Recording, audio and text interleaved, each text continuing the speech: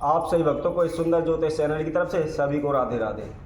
तो आइए आज हम सभी भक्तों के समक्ष नई वीडियो के माध्यम से बरगद के बारे में जानकारी लेकर आए हैं। जो बट वृक्ष होता है उसकी जड़ का किस तरह इस्तेमाल करें, उसका फल का किस तरह इस्तेमाल करें।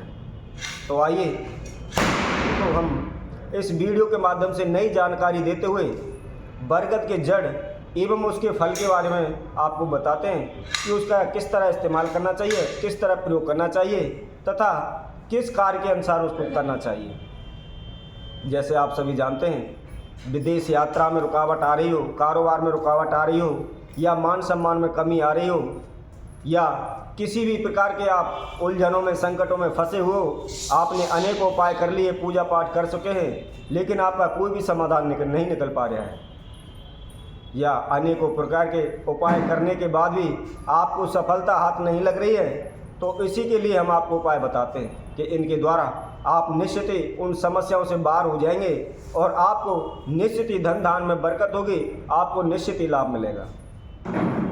हमारी प्रत्येक वीडियो के द्वारा यही कोशिश होती है कि हम अच्छे से अच्छा उपाय लेकर आपके सम्मुख रखें, ताकि आप अपने घर बैठे ही प्रत्येक समस्याओं का समाधान अपने घर बैठे ही कर सकें। जैसे कि आप सभी को हमने पिछली वीडियो के माध्यम से भी बताया है कि इस संसार में, इस पृथ्वी के ऊपर अनेकों प्रकार के वृक्ष, लता पता, जड़ी बूटी आदि के वृक्ष पाए जाते हैं, लेकिन हमको ज़रूरत होती है तो केवल उसकी जानकारी की एवं उसके विधि की प्रयोग की।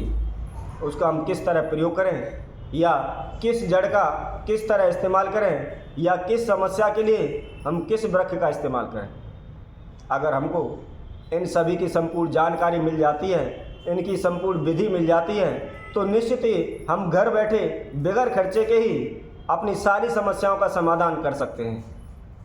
तो इसलिए हम कोशिश यही करते हैं प्रत्येक वीडियो के द्वारा अनेकों जानकारी देते हुए कि आप सभी को उन सभी के बारे में जानकारी मिल सके और उसकी विधि के बारे में आपको पता लग सके, ताकि हमारे जीवन में जिस प्रकार की जो भी समस्याएं आ रही हैं उनका हमारे पीछे छूट सके।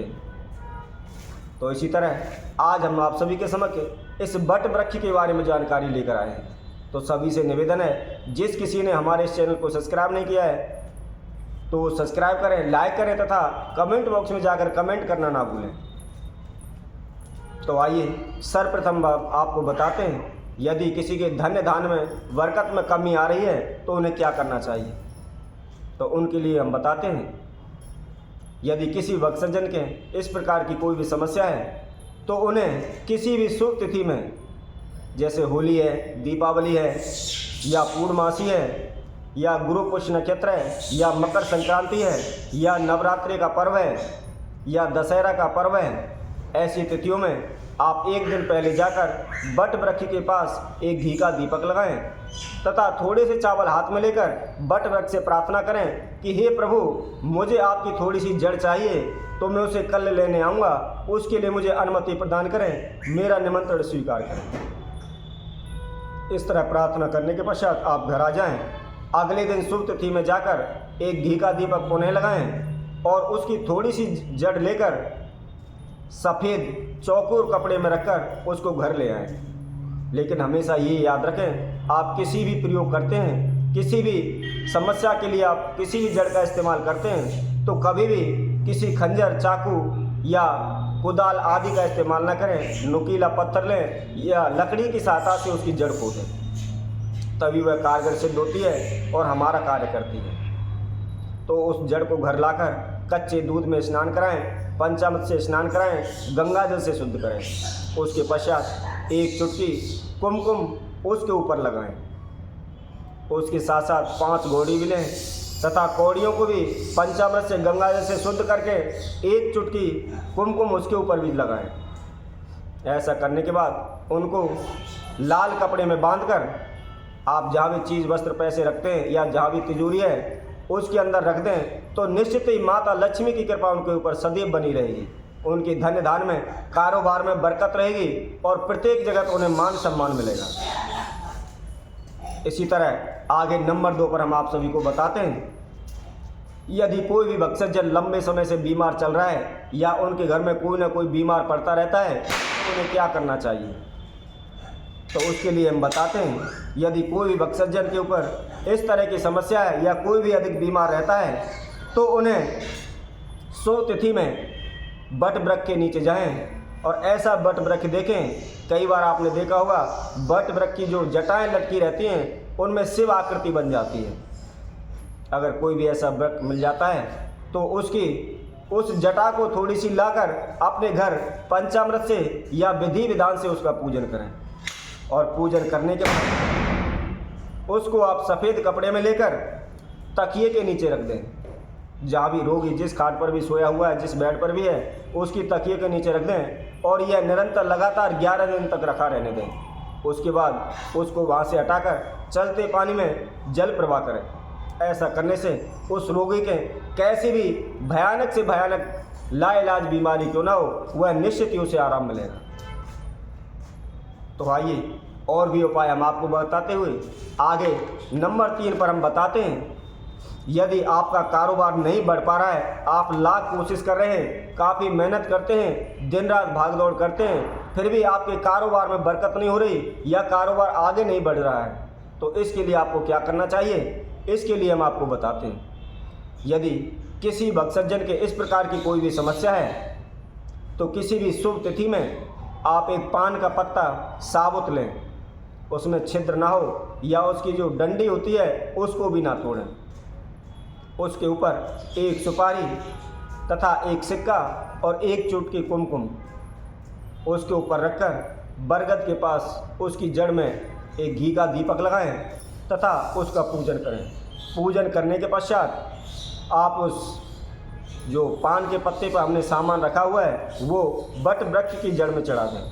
चढ़ाने के पश्चात एक सफ़ेद कच्चा सूत का धागा लेकर उसको हल्दी में भिगोकर या उसको हल्दी में रंग कर 11 परिक्रमा लगाते हुए 11 बार बट वृक्ष के चारों तरफ लपेट दें और ऐसा करने के बाद अपनी मनोकामना बोलते हुए सीधे अपने घर आ जाएं।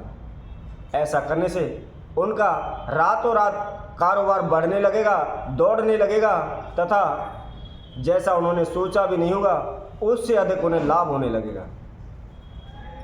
तो आइए आगे बताते हुए, जो कोई भक्तजन विदेश जाना चाहता है या उनके वीज़ा में या अन्य किसी प्रकार की बार बार रुकावटें आ जाती हैं तो उन्हें क्या करना चाहिए, तो उनके लिए हम बताते हैं। किसी भी शुभ तिथि में, मकर संक्रांति हो, होली हो, दीपावली हो या पूर्णमासी हो, तो उस तिथि में आप बट वृक्ष के पास जाकर एक दिन पहले उनको निमंत्रण दें, प्रार्थना करें। उसके बाद एक थोड़ी सी उसकी जड़ लाकर घर ले आएं। लाने के पश्चात उसका विधि विधान से पूजन करें। पूजन करने के पश्चात उस पर थोड़ा सा कुमकुम, एक चुटकी कुमकुम चढ़ाएं, थोड़ा सा केसर चढ़ाएं तथा साथ ही में आप एक कौड़ी तथा एक गोमती चक्र उसके समक्ष रखें। उनका पूजन करें।